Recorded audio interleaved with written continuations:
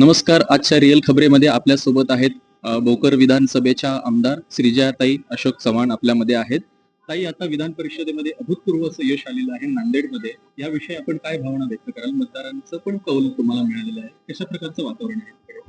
आज आपण पाहत आहोत नांदेड जिल्ह्यात अमरनाथ राजूरकर साहेब आज तिसरी वेळा आमदार झालेले आहेत. खरंच त्यांचं पाठपुरावा, त्यांची कामाची पद्धती याच्यामुळे त्यांना मला असं वाटतं तिसरींदा यश मिळालेलं आहे. नक्कीच फडणवीस साहेबांचे, रवींद्र चव्हाण साहेबांचे यांच्या नेतृत्वाखाली काम करण्याचं त्यांना आज संधी मिळालेली आहे. त्यांचे सुद्धा आभार मानते की अमर भाऊंसारख्या व्यक्तीला त्यांनी तिकीट देऊन ती जिम्मेदारी दिलेली आहे. आज नांदेडचा विकास आपण पाहत आहोत. अशोकराव चव्हाण साहेब सुद्धा आहेत तिथे.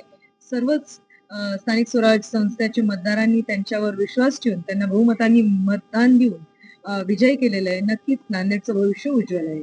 रेल्वेच्या बाबतीमध्ये सातत्याने प्रश्न भेडसावत आहे.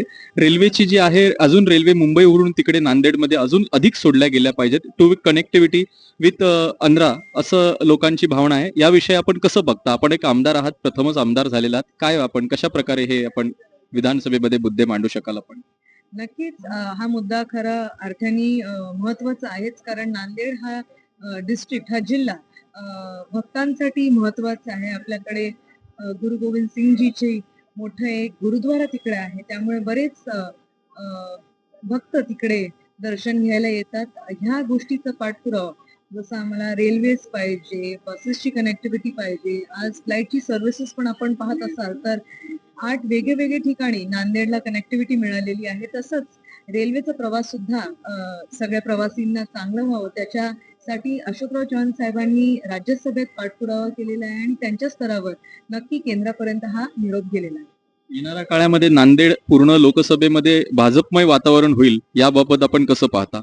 नक्कीच आमचे प्रयत्न ते राहणार आहेत आणि पुढची वाटचाल सुद्धा तशीच राहणार. खूप खूप धन्यवाद ताई. या होत्या ताई होत्या आपल्या समोर. कॅमेरामन शफिक सातविलकर सह अभिजित कुलकर्णी, रिअल खबरे.